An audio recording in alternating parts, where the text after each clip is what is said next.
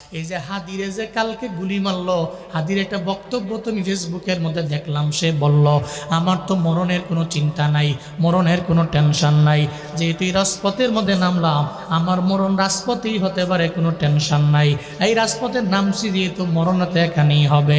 আর যদি আমি 500 বছর দুনিয়ার মধ্যে বাঁচি, আমার মরার পরে যদি কোনো অবদান আমি দেশের জন্য রাখতে না পারি, আমার মরণের পরে মানুষ যদি কয় আলহামদুলিল্লাহ, তাহলে তো এই 500 বছর বাইসা দুনিয়ার মধ্যে লাভ নাই।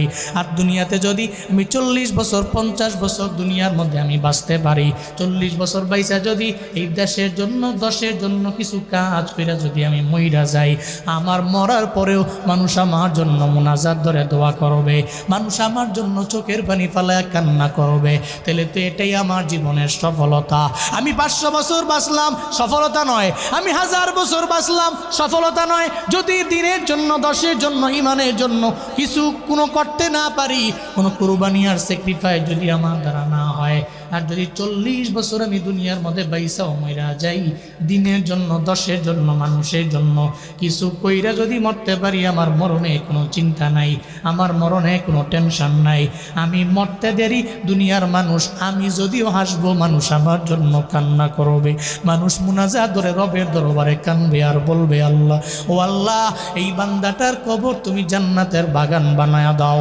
এর চাইতে আর বড় পাওয়া তোমার বারজাকের জীবনের মধ্যে কি হতে পারে রে বাবা, যদি তোমার মরণের পরে তুমি হাসো দুনিয়ার মানুষ কান্না করে। এমন একটা জীবনের জন্য তো হাদিরা এত সংগ্রাম করে, এত পরিশ্রম করে, এত পরিমাণে এরা ঘাম জড়ায়।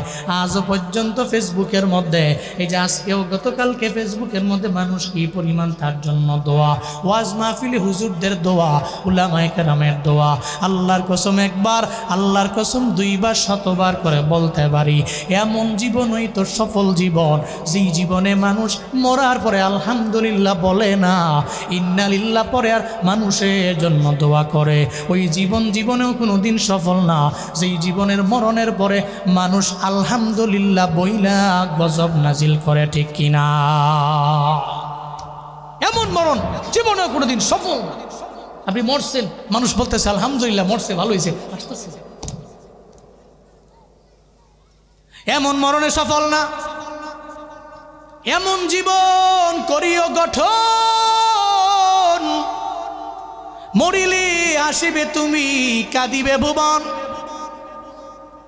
এমন জীবন গঠন করিও না, মরিলে কাঁদবা তুমি হাসবে ভুবন। জীবনটারে এমনভাবে গঠন করে নাও, আমার মরণ হবে, মানুষ যাতে করে আমার মরণের পরে আমার জন্য দোয়া কইরা দেয়। চিন্তা করো না মরণের ব্যাপারে, চিন্তা নিয়ে আগাও। আমি মরব তো মরব, তবে মরণের কোনো চিন্তা নাই। মুমিন জীবনে মরণের ব্যাপারে কোনো চিন্তা করে না, মুমিন জীবনে মরণের ব্যাপারে কোনো টেনশন করে না। মুমিনের মনে চিন্তা হলো, মুমিনের মনের মধ্যে ধারণা হলো মরণ বরণ করতে দেরি হয়ে যাবে, আমি তো আমার আল্লাহর উপরে আস্থা রাইখা কবরের মধ্যে গেলাম, আমি তো আমল নিয়ে কবরের মধ্যে গেলাম, আমি রবের পরিচয় নিয়ে কবরে গেলাম, আমি ধর্মের পরিচয় নিয়ে কবরে গেলাম। শুধু তাই না, আমি মদিনা নবীর পরিচয় নিয়ে, সুন্নতের আমল নিয়া, সুন্নতের মালা গলায় লাগাইয়া এরপরে আমি কবরের মধ্যে গেলাম। এই কারণে মুমিনের মরণের মধ্যে কোনো চিন্তা নাই, মুমিনের মরণের মধ্যে কোনো টেনশন নাই। মরণ বরণ করতে দেরি হয়ে যাবে, ওই বান্দা চলে যাবে আমার মাওলার জান্নাতে, আর পাবে ওখানে গেলে আমার আল্লাহর মুলাকাত। চিল্লা আওয়াজ করে পড়বেন কি মারহাবা।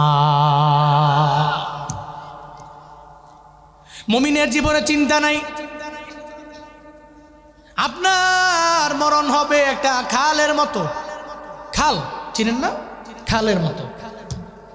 এই খালের এপার আপনি আর খালের ওপার আপনি মনে করেন আমার আল্লাহ। খাল হলো আপনার মরণ, মুমিনের মরণটা হলো একটা খালের মতো, খালের এপারে মুমিন ওপারে আল্লাহ। এই মরণ বরণ করতে দেরি হয়ে যাবে, সাতরাইয়া খালের ওপারে গেলে দেখবে আমার আল্লাহ। এই জন্য মুমিনের মরণে কোনো চিন্তা নেই, এই জন্য মুমিন মরণের ডরায় না।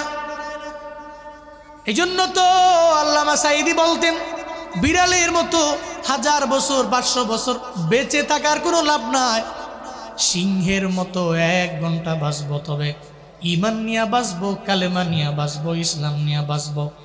যদি ইমান নিয়ে আমার 1 ঘন্টা যদি আমি বাঁচতে পারি তাহলে তো আমার ফায়দা। এই দুনিয়াতে যারা ইমানের মজা পেয়ে গেল, এরা মরণের ডরায় না, মরণের চিন্তা এরা করে না, জানে মরলে তো জান্নাত, জানে মরলে তো আমার আল্লাহর মুলাকাত। বেঈমান অবস্থায় যদি আমার মরণ হয় তাহলে আমার এই মরণ দিয়ে লাভটা কি, আর জীবন দিয়ে লাভটা কি? আমার তো কোনো ফায়দা নাই। আমার মরণ তো বেঈমান অবস্থায় হয়েছে। আর সত্যের পক্ষে থাইকা লড়াই কইরা সংগ্রাম কইরা মরে গেছি, চিরজীবন মানুষ মনে রাখবে। শহীদ প্রেসিডেন্ট জিয়াউর রহমানের মতো মানুষ চিরজীবন তারা মনে রাখবে। ভালো মানুষ ছিলেন, এজন্য মনে রাখবে।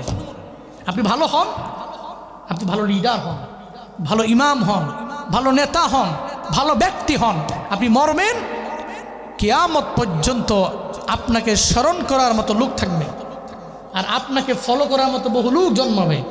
কিন্তু আপনি এমনভাবে মরছেন, আপনারা ফলো তো করবেই না। আপনি নিজেকে এমন ব্যক্তি করে এমন অবস্থায় গিয়ে মৃত্যুবরণ করেছেন, মানুষ আপনার নাম শুনলে 40 বার থুতু নিক্ষেপ করে, এরপরে আপনার নামটা 2 বার নেয়। তাহলে আপনার এই মরণটা লাভটা কি বলেন? আর এই জীবনের 50, 60, 70, 80 বছরের জিন্দেগির আপনি এটাই পাইছেন? আপনি দুনিয়াতে চলা অবস্থা এটাই পাইছেন? আল্লাহ আমাদের সবাইকে তুমি এমন মরণ দিও যে মরণে আমরা হাসবো, মানুষ আমাদের জন্য কান্না করে দোয়া করবে। আল্লাহ এমন মরণ দিও, পড়ে না আমিন।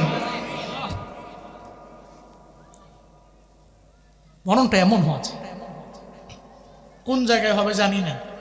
জানেন নাকি? জানা আছে? আমার মরণ আসিবে কখন কেউ তো জানে না, আমার মরণ আসিবে কখন কেউ তো জানে না। সবাই কন্যা একটু আমার লগে, আমার মরণ আসিবে কখন কেউ তো জানে না।